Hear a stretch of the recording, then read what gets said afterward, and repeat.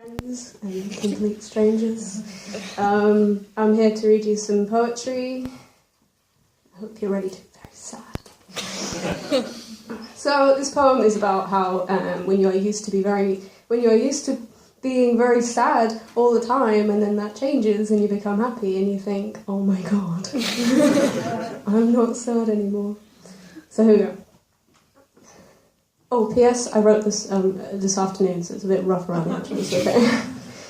Recovery is scary, it is full of responsibility and secrecy, and no one tells you how getting better isn't something you have to remember. You can't study mental stability, there's no test at the end that says you're well again, and honestly, being happy is terrifying. I'm not crying in the night, instead I'm doing my best to get some rest. Someone has moved the bottle beside my bed to behind the bar when I'm drinking with friends. The knife is no longer pointed towards my wrist. It is cutting sandwiches for a picnic. And it would be so easy for me to say how lonely I feel, but it's even harder to see that that's not real anymore. Don't get me wrong, I know what it is to be lonely, and it is not feeling alone at a party. Loneliness is not quiet. It is anything but. Sometimes it's music so loud you don't have to think because no one is going to call or text or knock at the door. It is a fear of having to hear nothing. What I'm trying to say is I've been away so long I've become comfortable, but now I'm vulnerable. I knew what to do, I knew the rules of being miserable, but I'm less sure how to be okay. Every day I have to say to myself that you have dealt with enough. It's time to begin to love myself again, even in the middle of the night when my mind runs wild.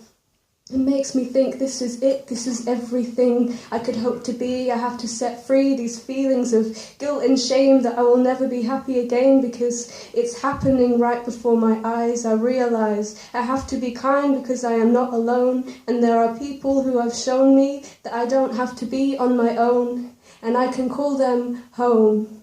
Thanks.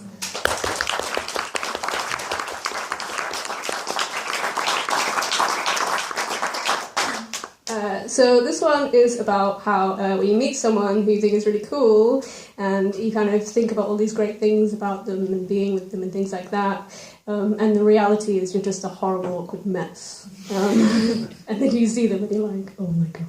Okay.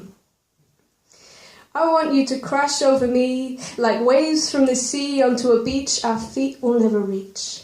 I want to wrap myself around you like smoke, never to catch, but always to hold in your chest with every passing breath. Keep me here, or I cannot feel fear as long as you are near. I want us to visit every museum, find what they reveal about our lost souls and found love. Your touch is so soft and our minds are so blind, our hearts entwined so tight they make the vines outside green with envy. That they are not me and they don't have this opportunity to see your beauty. I am so lucky that I am not in your memory. We are in the present together and every moment is our forever. Your sense of style never fails to make me smile. It's just so you, and you're the only person I know that can make those boots look so cute. The way you make your hair look like you don't care, but you really, really do care. You are a geek in the sweetest way. I could listen to you talk all day about the books you read and the games you play, and I'll sing you cheesy songs in the kitchen and dance like my circuits are glitching. We'll make up our own moves that we won't even try and improve. Let's watch B-movie horrors. I'll be Sigourney Weaver if you be Winona Ryder. And okay, I know that one was bad, but I hope it can make you laugh. And I think I'm getting carried away with the memories we can make, but your smile doesn't just light up a room. It powers the whole town, and the next time Lancaster floods, I'm coming down with my copy of Cabin in the Woods. But that's where I stop. This is just me, these are my dreams and my fantasies, and I can't hide that I too, if you can believe, am a geek. I know it's hard to tell because I can't look you in the eyes. I just get so shy, I forget the lines I've tried so hard to memorize. So you think I'm cool and someone you'd want to talk to that's not a complete fool, but I can't stop talking about the colour blue. But I get so caught up with thinking that for a moment I forget that I'm breathing. So I'm trying to come off normal, but I've forgotten to blink, and now my eyes are burning, and I'm being way too formal, and sorry, I didn't hear what you just said. I'm not getting lost in your eyes. I was thinking about the distance between our heads. No. What I mean is, I'm small, so there's a difference in height, so I was trying to see me through your eyes, not that I was thinking about your eyes. I mean, you have amazing eyes. You have very nice eyes. So I should go. There's a train leaving in 2 hours or so. No, I'm not crying. I'm just blinking and thinking at the same time. No, I'm fine. I just hope you're as awkward as I, but you found a better way to hide the screaming in your mind that says you're too weird. Do you like Shakespeare? Oh, I think your boss is here. Good talk. No, I think I'm gonna walk.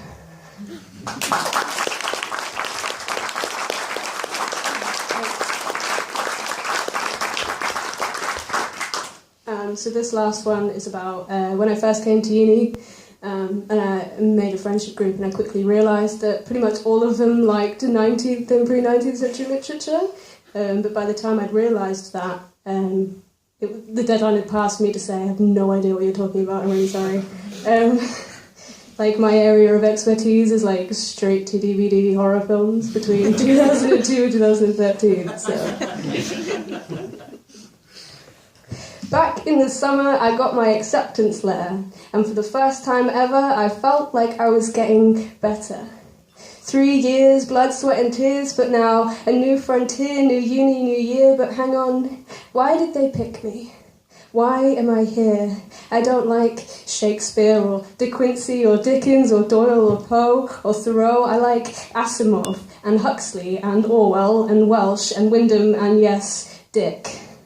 And I am sick of feeling so sick, and that fitting in means reading Byron and Blake when so much is at stake. If anyone finds out I'm a fake and that they've made a mistake, but I'm trying so hard to make a connection with those I know. Actually read Foucault, and I rank so far below on a scale of 0 to Daniel Defoe. How much I know about Robinson Crusoe? I'm probably about an American Psycho.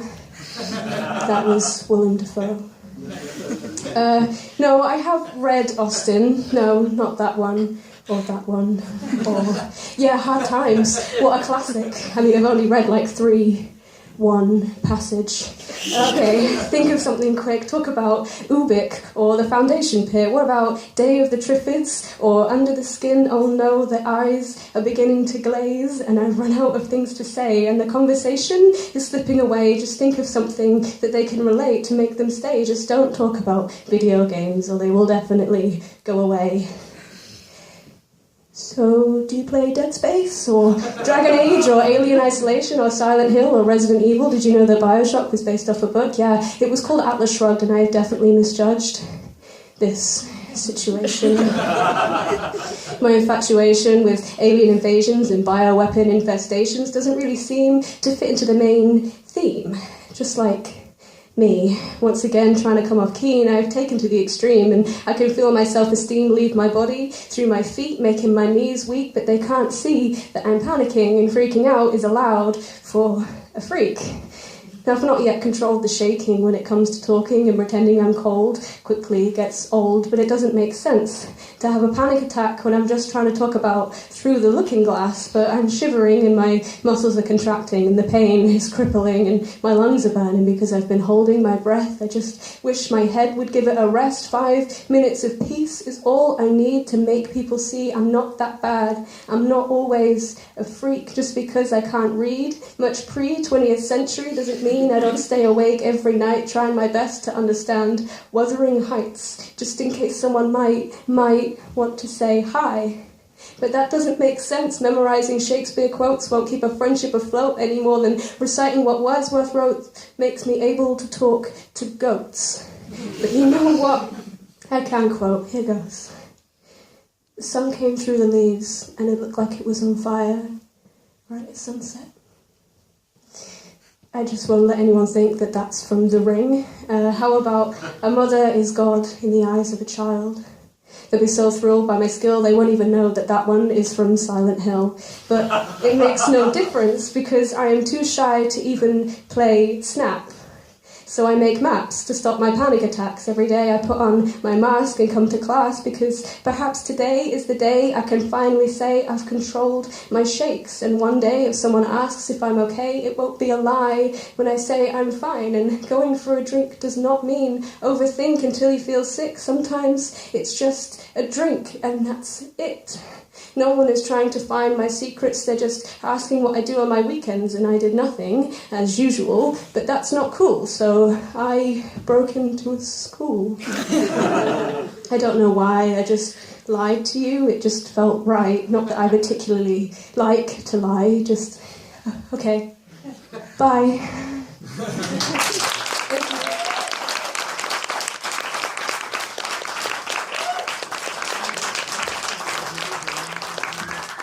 Thank you very much, Emily Bunt.